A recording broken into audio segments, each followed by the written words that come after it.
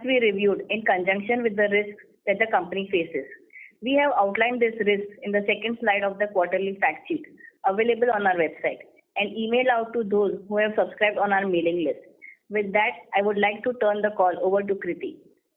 Thank you, Nehal. Good day, everyone, and wishing you all a very happy new year. Our Q3 performance shows a remarkable resilience against the backdrop of macro uncertainty. The demand for our company's services remains robust, resulting in strong deal wins and order book. Our deal pipeline remains solid and deal conversions have been timely. New deal ramp-ups are also going ahead as planned. Speaking about the headline numbers for the quarter, in Q3, our revenues grew 4.0% in rupee terms, 1.7% in constant currency terms, and 2.9% in dollar terms. Our operating margin was at 25% and net margin was at 19.4%. Our ability to maximize market opportunities is evident in our strong TCV of $8.1 billion and a book-to-bill ratio of 1.1. We are seeing solid deal momentum across markets, resulting in strong double-digit growth in our last 12 months TCV, which is a reflection of our deepening partnership with them. During the quarter, we started to deliver BSNL 4G, 5G network-related equipment and services, a project of national importance. We are executing this project as a system integrator, partnering with other OEMs. The transformational nature of this project and the solutions delivered are enhancing TCS's reputation of being a critical partner to BSNL and the Atmanirbhar vision of the Government of India. I'll now invite Samir, Milind and NGS to go over different aspects of our performance during the quarter. I'll step in later to provide more color on the demand trends we are seeing. Over to you, Samir. Thank you, Kriti. Good day and wishing all of you a great start to the new year. In the third quarter of FY24, our revenues were rupees 60,583 crores, which is a year-on-year growth of 4%. In dollar terms, the revenue was $7.28 billion, a year-on-year growth of 2.9%. And in CC terms, the YOY growth was 1.7%. Let me now go over our financial performance. Our operating margin is at 25%, a sequential expansion of 75 basis points, comprising 80 basis points headwind on account of seasonal furloughs and higher third-party expenses, offset by 60 basis points improvement on account of efficiency improvement through productivity and realization, and a further 70 basis points improvement from reduction in subcontractor expenses. Currency gains accounted for the remaining 25 basis points. Net income margin in Q3 was 19.4%. Our EPS grew 8.4% on a year-on-year basis. Effective tax rate stayed unchanged at 25.8%. Our accounts receivable increased by 2 days sequentially at 67 days sales outstanding in dollar terms. Net cash from operations was rupees 112.76 billion, which is a cash conversion of 102%. Free cash flows were rupees 103.52 billion, and invested funds at the end of the period stood at rupees 457.31 billion. The board has recommended an interim dividend of rupees 27 per share, including a special dividend of rupees 18 per share. The company successfully completed its fifth buyback during the quarter. Shareholder payouts year till date were at rupees 46,223 crores between the buybacks, dividends and taxes, including the recommended dividend for the quarter. Please note that in Q3 we recorded 125 million towards settlement of legal claims as an extraordinary item for the third quarter and 9 months ended December 31st, 2023. All the above comparisons and commentary in this management call will exclude this extraordinary adjustment. Over to you, Milind. Thank you, Samir. Let me start by wishing all of you a very happy new year. Our workforce at the end of the third quarter was 603,305. LTM attrition in IT services was 13.3%, down 1.6% sequentially, in our comfort range of 11 to 14%. TCS has always been firm on its commitment to the holistic growth and development of its employees and invest in organic talent development to build newer capabilities. We have commenced fresher hiring from campuses and continue to recalibrate our lateral hiring, focusing more on utilizing the capacity that we have already been built in the prior years. Our business imperative remains nurturing and developing human capital and enhanced focus on reskilling and upskilling of our staff.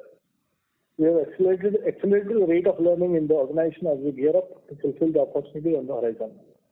YTD, TCS have logged 39.7 million learning hours and acquired 3.7 million competencies, including over 550,000 hired employees. Our workforce continues to be very diverse with 153 nationalities, with women making 35.7% of its base. Over to you, NGS, for some color on segments and products. Thank you, Milan. Happy New Year and Sankranti wishes to all of you. Let me walk you through our segmental performance. As a reminder, all growth numbers are in year-on-year constant currency terms.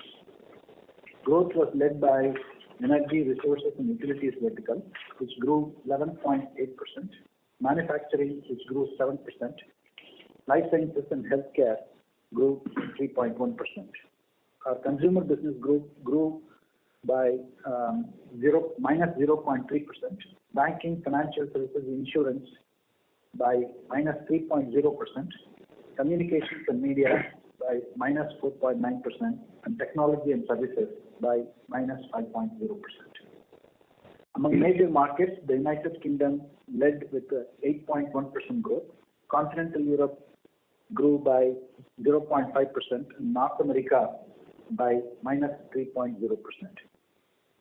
In emerging markets, India led the growth with 23.4%, Middle East and Africa grew by 16%, Latin America grew by 13.2%, and Asia Pacific by 3.9%.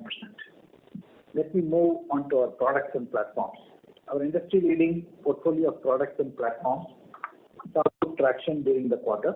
Ignio, our cognitive automation software suite, saw 27 new deal wins and 6 go-lives.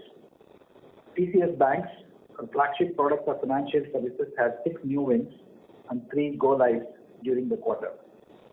ASX, Australia's premium securities exchange, selected TCS to provide the next generation clearing and settlement platform to service the Australian market. TCS Bank's market infrastructure will enable transformation, replacing ASX's existing platform for cash equities clearing and settlement. A top Japanese bank providing custody and fund accounting services to some of the largest investment managers, insurance companies, and pension funds has awarded a contract to TCS for its bank solution to offer the best-in-class asset servicing solution on the cloud. TCS Bank's insurance platform continues to see strong growth in Q3 with 4 go-lives during the quarter. The Quartz blockchain platform had 1 win and 1 go-live during the quarter.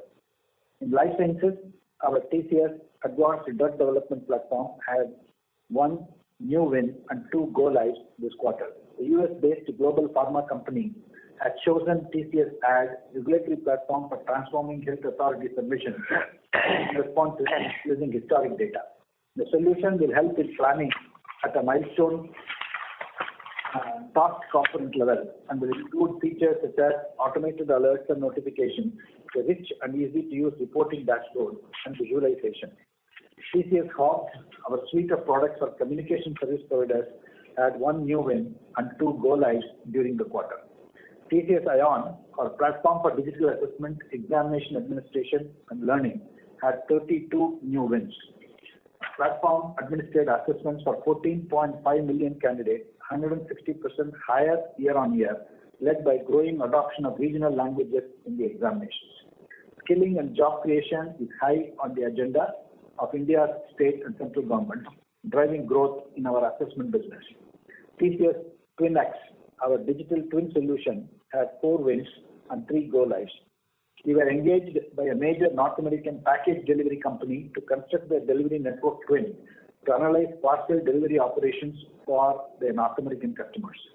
As part of this engagement, TCS's TwinX enabling a twin of twins to map their existing parcel volumes and flows across their existing network of hubs, run experiments on change in parcel volumes across these routes, and drive optimization of current systems and processes for efficient future planning.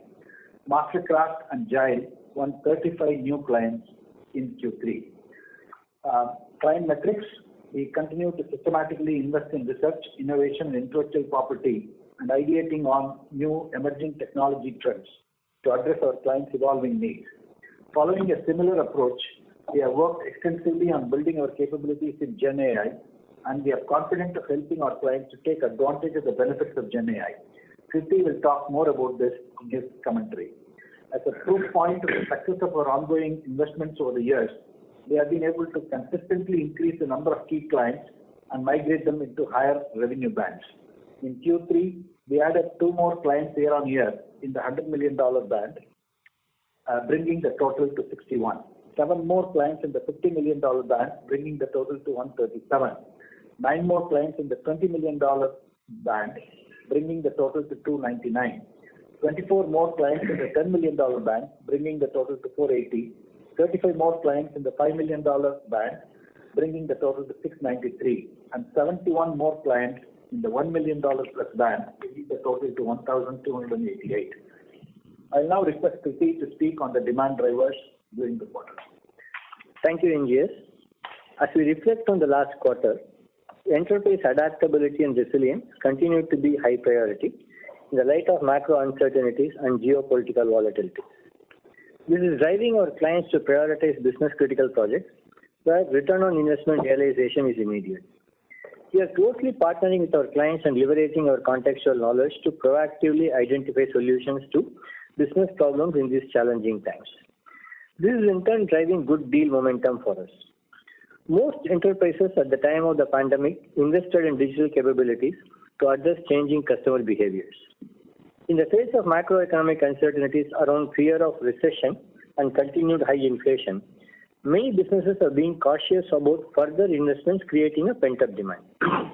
This pent-up demand is important for long-term strategic growth for our customers, and we are optimistic that our customers will scale up these initiatives once they gain the comfort that the macro risks are receding.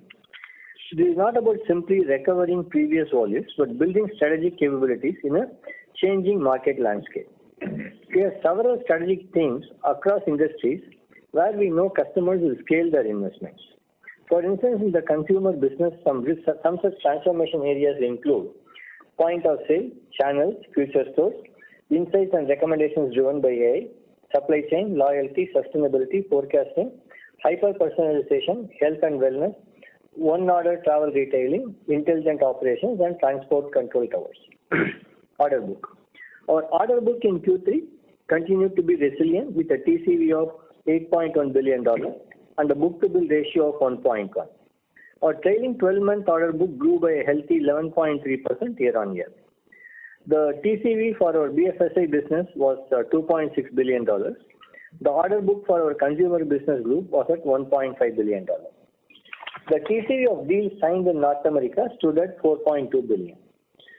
Moving to our demand commentary, operating model transformation focused on improving efficiencies, digitalization, customer and employee experience transformation, sustainability, cloud, cyber resilience, and AI, Gen AI continue to be key themes driving demand for our services. We signed several large deals in the quarter led by vendor consolidation and operating model transformation. On vendor consolidation, Virgin Media and O2, the UK's largest mobile network, selected TCS for integrating the 2 merged entities and deliver a unified employee experience across 5 towers. Services from 10 different partner landscapes were consolidated into one strategic partner in TCS. VMO2 trusted and selected TCS to deliver their objective of futuristic digital workplace services to delight their end users. TCS will leverage its contextual knowledge, machine-first delivery model, and future-ready talent pool to help VMO2 enhance its digital capacity while delivering a globally best-in-class experience for their users. Moving on to operating model transformation, our contextual knowledge has been instrumental in reimagining the client operation, and the AI-powered TCS Cognix has been delivering superior business outcomes for our clients. Our integrated offering is receiving good traction from clients as it takes ownership for the entire stack of client operations along with the underlying application, data estate, and the IT infrastructure layer. It allows enterprises to become more agile, lower their operational costs, and achieve business efficiency across multiple business units. We were selected by a leading American aerospace manufacturer to enhance and standardize their tool chain with the objective of increasing efficiency and speed, simplifying operations, reducing costs, and advancing digital transformation. The client is partnering with TCS to not only achieve system stability, but also lay the framework for the future of IT, which is key to ensuring success in its business operations. Moving on to growth and transformation, our customers are seizing the opportunities for business growth and transformation as they present themselves. Digitalization initiatives are continuing apace as our customers double down on their focus on strengthening digital core. TCS collaborated with a global fashion retailer to build a real-time data-driven sales visualizer. TCS leveraged AI and cutting-edge technologies to build a robust observability framework solution that processes data from multiple IT systems to generate insights and identify potential problem areas. 100% transparency on sales forecasts and real-time omnichannel sales performance enabled through our solution is helping the client with prevention and faster resolution of issues, agility in fine-tuning of strategies for promotions in underperforming segments, regions, markets, and products. Customer and employee experience has been another area of focus. With changing consumer behavior and expectation, customer experience continues to remain a key priority for clients, and we have multiple deals and proactive pursuits across industries. Another trend that we are seeing is CHROs doubling down on employee experience to improve employee engagement and productivity to create a future-ready workforce. We helped a leading North American retail company bring to life their innovative concept of presenting exclusive offers to their customers. The concept was designed to attract customers looking for promotional deals, high-profile and limited edition exclusive offers, and to smoothen the discovery experience during shopping. TCS leveraged its contextual knowledge to develop this product feature that presents an engaging and exciting interface for customers and builds an exclusive appeal. The initiative has helped attract new customers, increase the mobile app downloads, frequency of interactions, and improve customer engagement. We won a first-of-its-kind deal with a tech company to sustainably enhance the employability of employees and contractors. The solution leverages our deep domain expertise and proprietary platform, ION. Our integrated offering, Learning in a Box, is a cloud-based learning platform that includes best-in-class subscription-based learning content coupled with 100+ curated practices. The platform, which can be accessed anytime, any place, and on any device, enables engagement, motivation, impact-oriented learning. We were selected by a leading American aerospace manufacturer to transform their end-to-end talent acquisition process. TCS will leverage its AI-led machine-first operating model, process transformation framework, domain expertise, and agile methodology to enhance talent quality, optimize time to hire, and improve overall onboarding experience. Moving on to supply chain transformations, the global supply chain is rapidly evolving, trying to keep up with the dynamically changing environment and evolving technological advancements. Businesses are investing in modernizing their processes, platforms, warehouses, etc., to drive better efficiency, improve agility in adapting to market shifts, and improve their bottom line. We partnered with a Swiss multinational food and drink processing company to digitally transform its supply chain. TCS implemented an innovative operational planning platform that maximizes automation, optimizes, standardizes process, and increases visibility. This will improve our clients' ability to sense and react to their ever-changing environment and on-time and in full deliveries, key to customer satisfaction.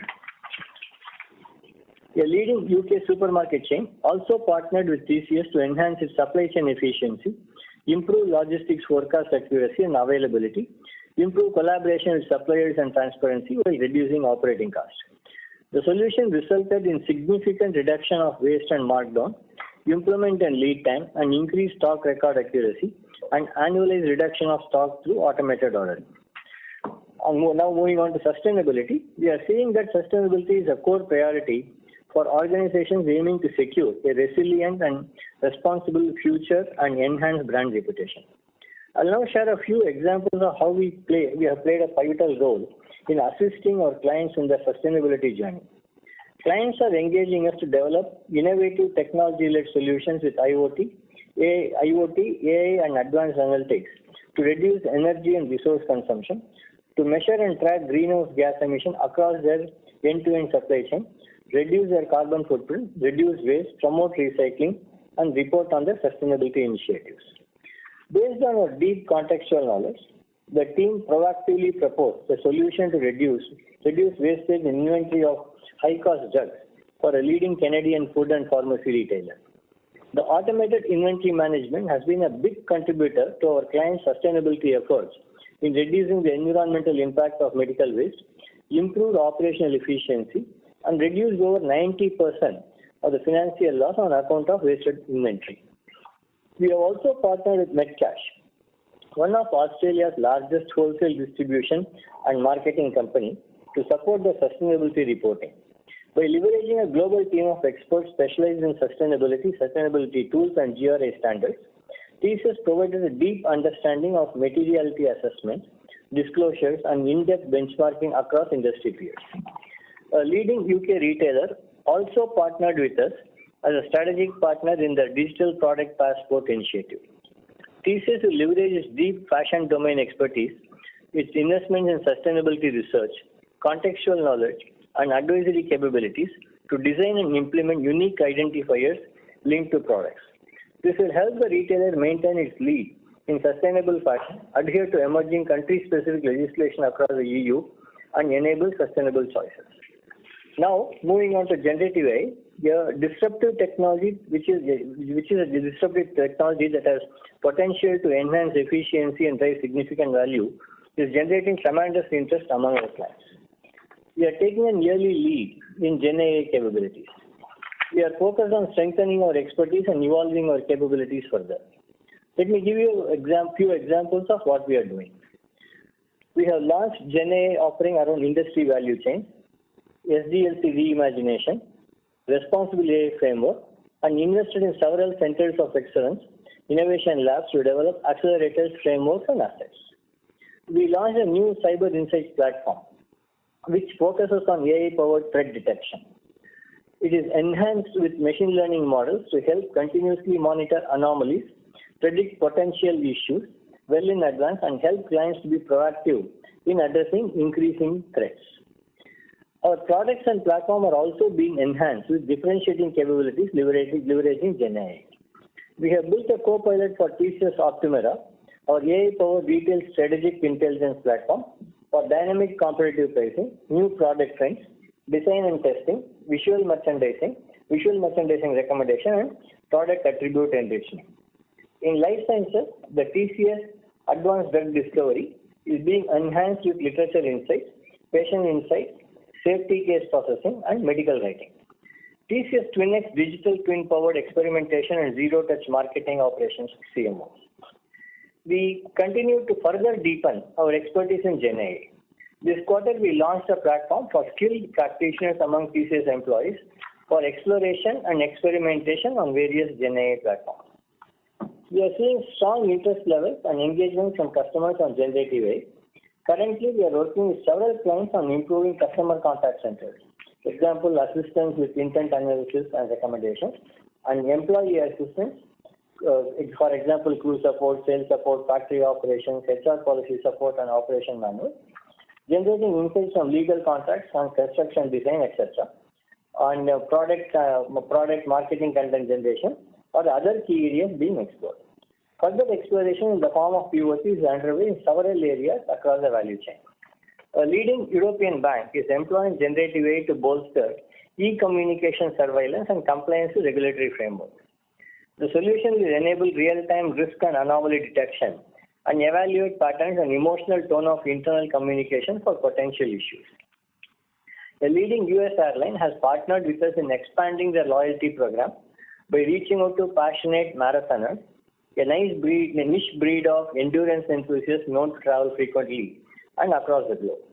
The innovative concept leverages generative AI to enable meaningful engagement with loyalty members for the event and offers them dynamically curated deals for future events.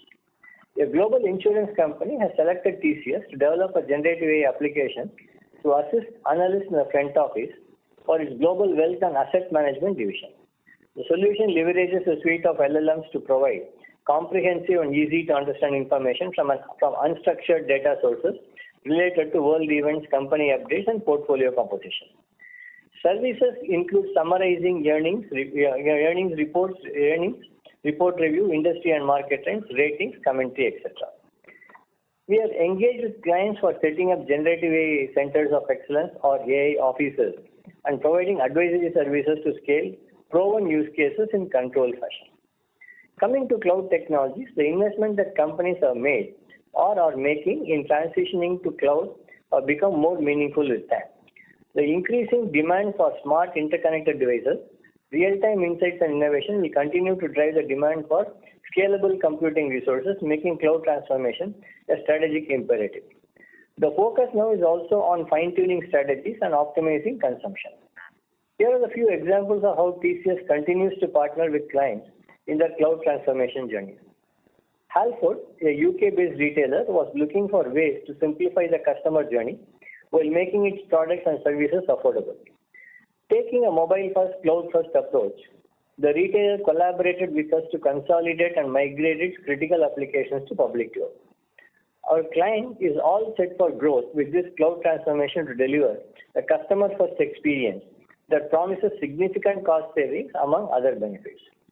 We implemented the core operations system covering crew management and operations control for Virgin Atlantic, a leading British airline. The program involved implementation of AMS Aero product and integration of several mission-critical systems. Being the nerve center of airline operations, the implementation had to be 100% accurate to avoid any delay or cancellation of flights. The program will ensure better crew and on-time performance of Virgin Atlantic flights.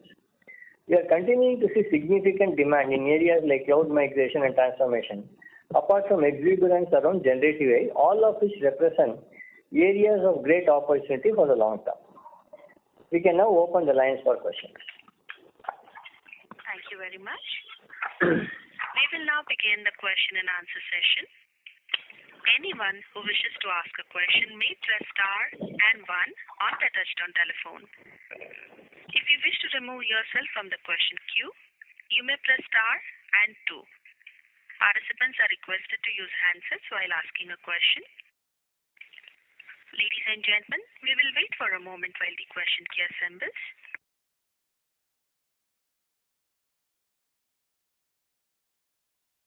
We have our first question from the line of Sudheer Guntupalli from Kotak Mahindra Asset Management. Please go ahead. Yeah, thanks for the opportunity and congratulations on good execution. First question is to Samir. In general, companies start cost actions with a bit of lag from the point of demand deterioration, and there will be a further lag for those actions to translate into margin expansion.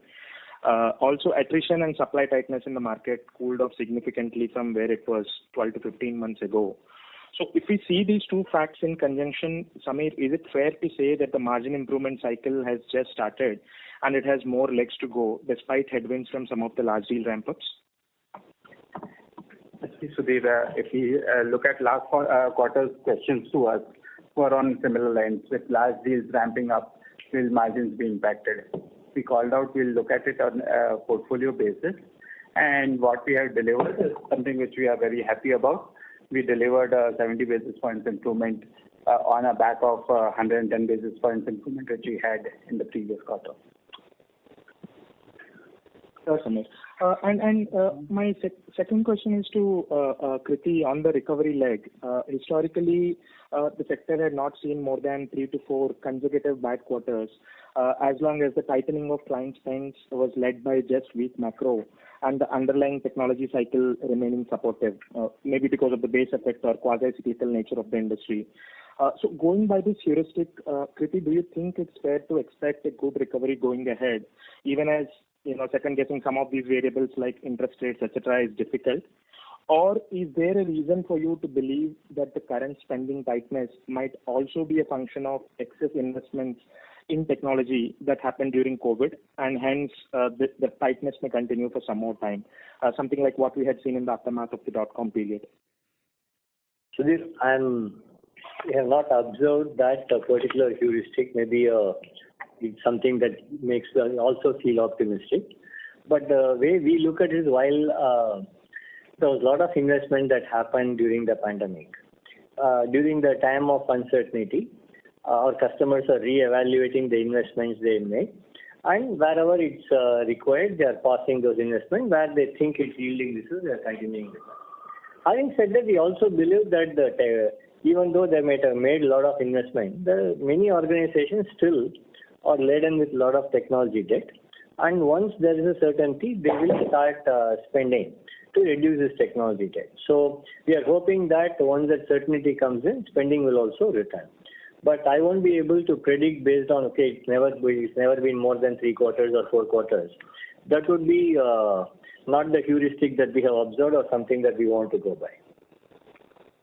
Okay. Thank you so much. That's it from my side. Thank you. We have our next question from the line of Vibhor Singhal from Nuvama Equities. Please go ahead. Yeah, hi. Thanks for taking my question and congrats on a great margin performance. I got 2 questions. The first question for Samir. I think we've got a very solid margin performance in this quarter, and as you rightly said, after another solid performance that was in the last quarter. Is it safe to say that our aspirational band of 26 to 28% margin that we've long talked about is maybe no longer aspirational, and there are ways that in near to medium term future there are possibilities that we can probably work towards that? Is there a possibility that we are looking, are there levers that you see that are still underutilized that can help us reach that band? And I'll ask my second question later. Sure, Vibhor. So Vibhor, we remain committed to our guiding beacon, which is the 26 to 28. And in doing so, we are focused on a disciplined execution and look forward to drive operational excellence. And the levers which we have been banking upon so far, whether it's in terms of productivity, utilization, realization, etc., or given the demand environment which we have seen, banking on the subcontractor cost optimization do remain. So we have been able to leverage them and do provide further opportunities for optimization. And in the long term, pricing also remains a lever which we can do.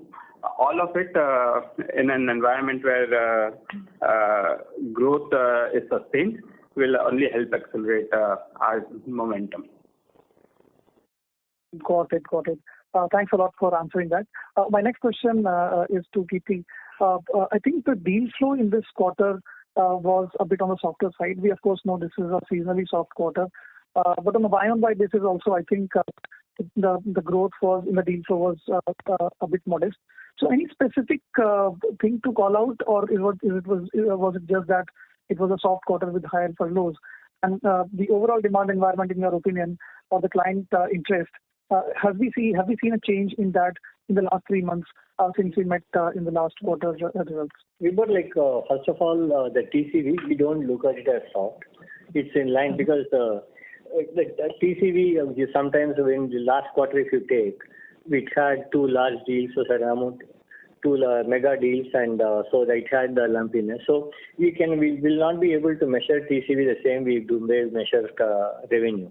So there will be some ups and downs, but overall we look at the pipeline and we look at the deals that we close. and the geographical spread and the size of the deals and the type of deals, and we are quite comfortable with the deals that we are getting in. So we don't want to read it. We aren't seeing any softness on that front at all. Got it. And no change in the overall demand environment that we are seeing, right? And in terms of either for the positive or for the negative side, it's pretty much the same as we have been seeing. Yeah, that's the way I would also read it, Vivek. Got it. Thank you, thanks a lot. Thanks, guys, and wish you all the best. Thank you. We have our next question from the line of Sandeep Shah from Equirus Securities. Please go ahead. Yeah, thanks. Thanks for the opportunity.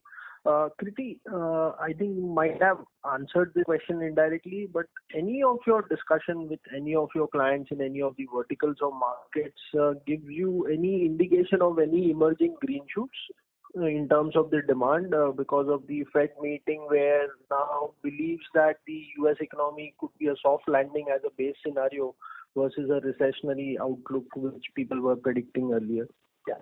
Sandeep, you know that already some of our verticals are doing quite well. For instance, manufacturing, we've been seeing growth, reporting growth. Energy resources and utilities, we've been reporting good growth. And even life sciences and pharma, despite last quarter being weak, has again returned to growth. And we also been seeing our consumer business has been quite promising. And we started seeing some green shoots in consumer business, but we'll be able to say for sure next quarter, but it looks quite promising. Okay, helpful. And any initial color in terms of CY24 budgets?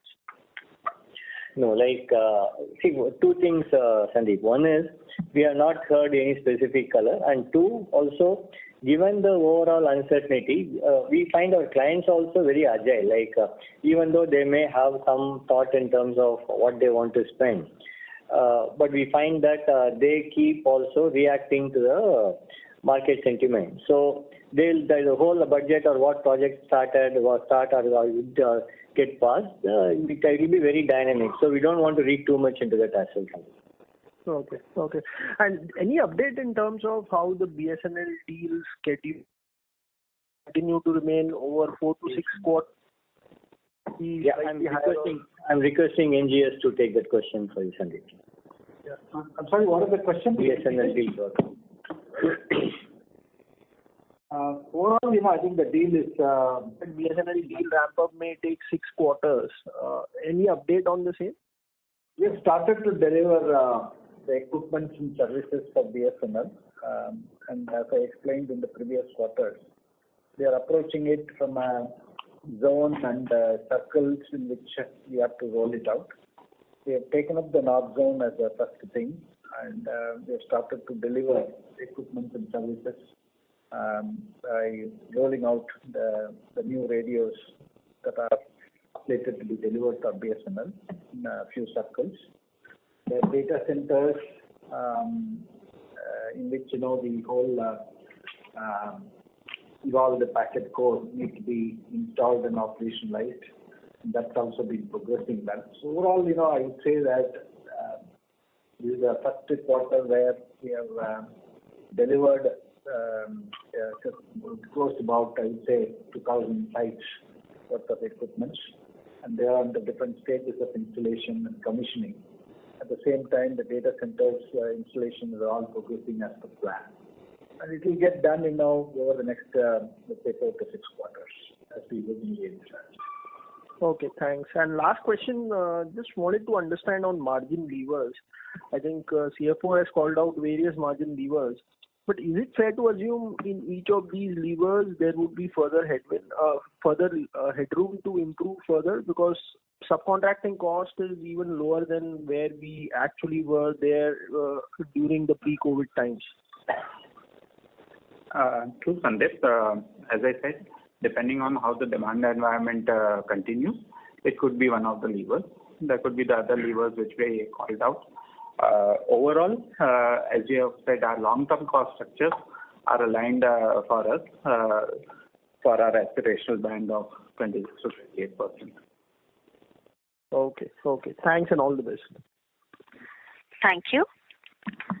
We have our next question from the line of Kumar Rakesh from BNP Paribas. Please go ahead. Hi, good evening. Thank you for taking my question. My first question was, KT, you in your prepared remark talked about the pent-up demand. So where are you seeing the signs of that, and what do you think would be the trigger for that to materialize? No, like I did also give out certain examples and that thing itself. Like for instance, you just to take the consumer business is a channel modernization, a store modernization. So we talked about number of areas where we find that investment has not kept up pace with the requirement, business demand. So that's what is giving us that confidence, Kumar. And the catalyst for that to materialize, that clients eventually, the catalyst for that to materialize, that clients eventually. So the catalyst would be, I would say, that when they have the confidence about the stability of the overall macros, Kumar. Once they are stable, confident that the investments will, the environment is good, the investments will come in. Got it. My second question was, you have talked about market share gain and also benefiting from vendor consolidation. So apart from your scale advantage, what is helping you be the beneficiary of these trends? Scale advantage is only one thing, Kumar. Okay, the most important advantage is the domain capability, contextual knowledge we bring in into each of these. Like vendor consolidation, to be successful, you should bring in the value for the customer.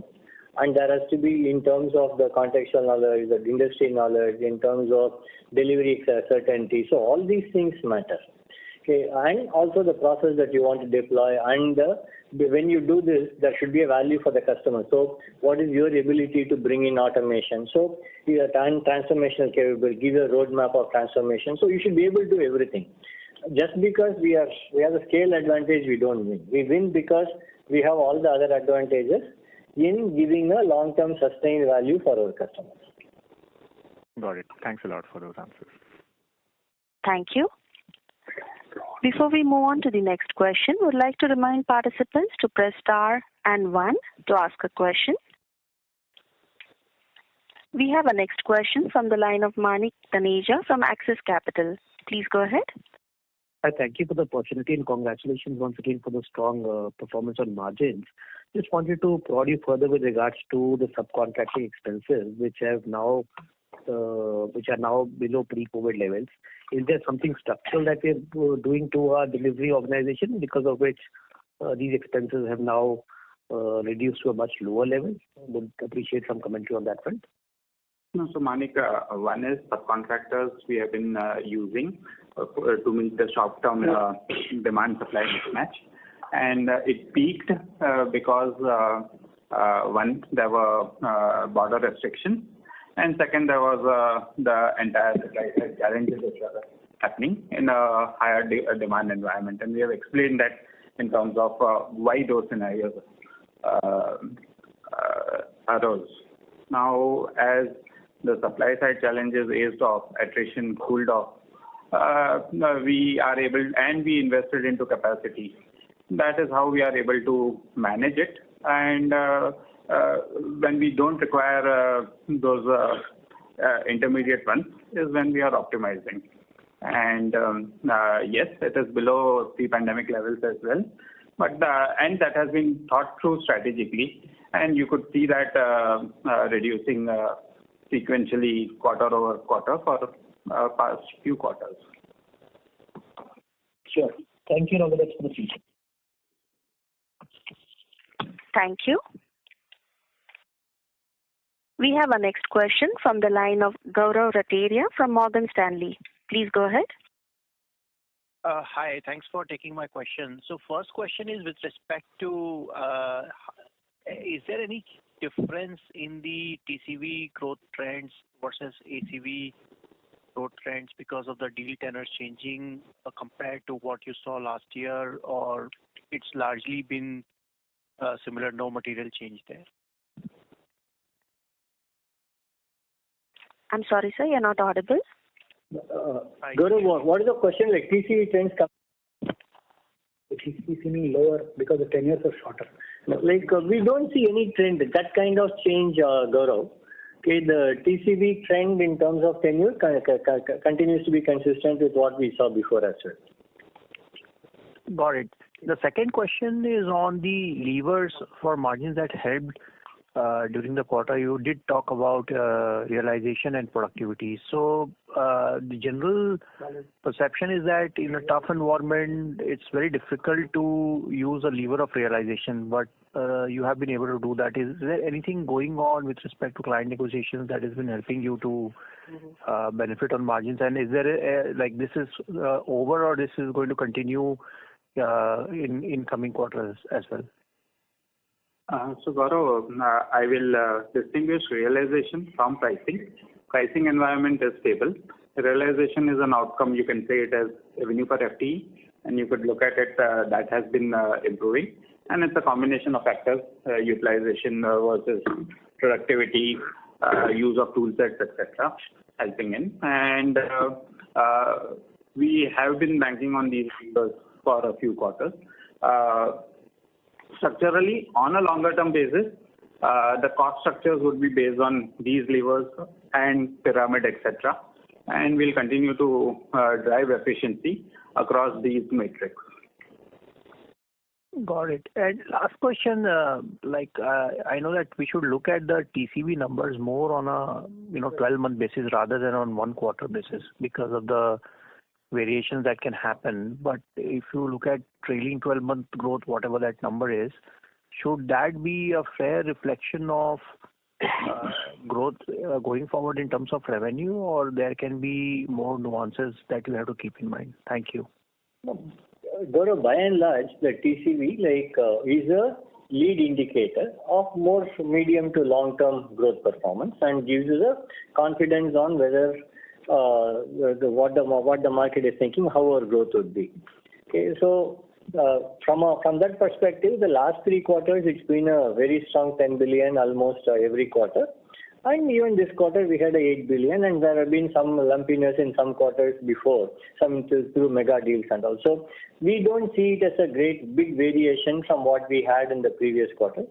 And as we said before, this gives us confidence on the medium to long-term growth potential. Got it. Thank you very much. Thank you. We have our next question from the line of Apurva Prasad from HDFC Securities. Please go ahead. Thanks for taking my question. My first question is on the BFSI vertical. Would it be fair to say that BFSI grew on a sequential basis if I adjust for the large program completion in North America, which you had referred to earlier, and the furlough impact in specific Europe BFS account? I think it's. I would agree with your view. Adjusting to the large BFSI program that we completed in North America and the furlough impact it had across markets, I think BFSI actually did well.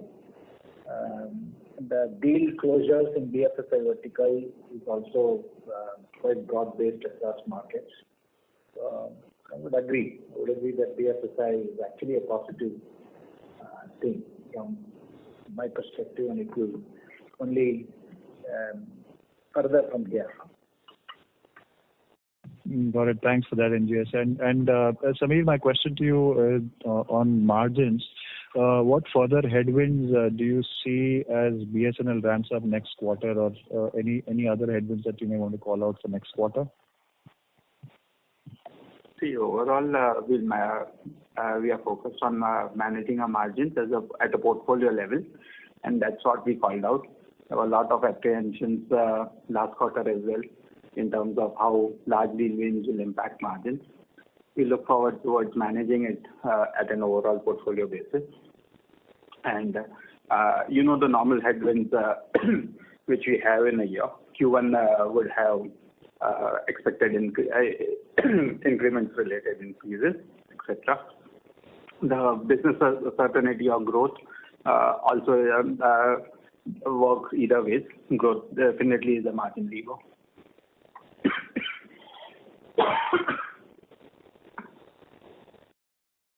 Mr. Prasad? Got it. Thank you. Thank you. We have our next question from the line of Ravi Menon from Macquarie. Please go ahead. Hi, thank you, and congratulations on your margin performance. So your popular belief is that large deals come with an increase in unbilled revenue. Can you talk us through why unbilled revenue is down QOQ despite the BSNL deal ramping up this quarter? Unbilled revenue is down. Okay. No, it's not always that large deals come with unbilled revenue. Yes, some of them would have it, but in this quarter, unbilled revenue is down because we had a focused effort concentrating on that metric. And I think overall, the business has delivered quite well on ensuring unbilled revenues go down. And we see a slight impact of that in terms of the DSOs going up by 2 days because the unbilled revenues got into invoicing, and that's a good thing to have because we have better visibility on collections. Thank you. And if I heard NGS correctly in the press conference, you suggested BFSI will return to growth next quarter. Is this due to a change in how discretionary spending decisions are being made or due to any specific deal wrap-ups? I think, as I said, overall, BFSI, if I look at all our clients in BFSI, many of them actually grew or stayed flat, right? There has been a marginal growth in each one of them. And the actual degrowth eventually happened because of 2 large programs that we completed and the furloughs. Adjusted for that, we believe that it will be actually a positive momentum for us in BFSI vertical in the next quarter. Coupled with some of the deals that we have won, I think that should also ramp up in the coming quarter in the Q4 and Q1. And all that, is what makes us feel that BFSI will actually return to growth, at least in our portfolio of clients that we have. Thank you. And one last follow-up from me. You talked about your specific advantages on contextual knowledge and how the overall value that you provide to the customer and the solution. Could you tell us how many solution architects and overall software architects you have within your employee base? Maybe a rough proportion. We don't give that kind of breakdown, Ravi. Thank you. That's enough. Thank you. We have our next question from the line of Moshe Katri from Wedbush Securities. Please go ahead. Hey, thank you, and congrats on very strong execution in a pretty tough environment. I have 2 on my side. First, we continue to see a disparity in performance in Europe versus North America. Can you kind of provide some color on that? And do you think that disparity kind of will maybe disappear down the road given your pipeline? So, if you look at our pipeline in Europe has also been good. It's improved this quarter, and we have seen our TCV in Europe also has improved. If you look at the parity in terms, but also, in fact, our Europe, over on a sequential basis, actually did better this quarter compared to North America. So, it's reasonable to expect that Europe will also return to growth in the medium to long term. And we are we mentioned before, we are hoping there is a growth that returns in North America as well. I don't know whether there will be parity, but there will always be some differences. But we hope in the medium to long term, both the markets will return to growth. Understood. And then the follow-up, I just want to clarify, given some of your commentary and looking at your pipeline, are we seeing more optimism for discretionary spending during the next few quarters, more on the digital side? And obviously, what we've seen on the TCV side, the main drivers were more on the cost takeout area. But any color on the discretionary side outlook for the next few quarters? Thanks a lot. Mostly, at this time, whatever the proportion between discretionary and non-discretionary that existed in last quarter or last couple of quarters, we see that has not tilted or changed significantly. It's continuing to be the same. Thank you. We'll take a last question from the line of Deepesh from MK Global. Please go ahead. Yeah, 2 questions. First on BFSI, if I look last almost 3 years, BFSI deal intake remain around $10.5 billion on last 12 months basis. So more or less flattish if I look, let's say, 3-year basis. In a way, it gets reflected in revenue growth performance also in BFSI. So can you help us understand from medium to long-term perspective how one should look at BFSI growth trajectory? Second question is about non-CIO spending exposure. If you can help us understand how we are placed to participate in non-CIO spending, CMO, CDO related spending. Thank you. I think overall BFSI, I would say that it's a large portfolio that we have across banking, capital markets, and insurance, and products and platforms. Because of this, the nature of this whole thing, let's say banking does well, sometimes capital markets kind of even without, and then insurance has been doing well for us in the last, let's say, 4 quarters, and the products and platforms have also had a significantly good run for us. So I believe that when banking, capital markets, insurance, and the platforms, if all of them fire, then you will see a very distinctively huge growth. But the nature is such that look,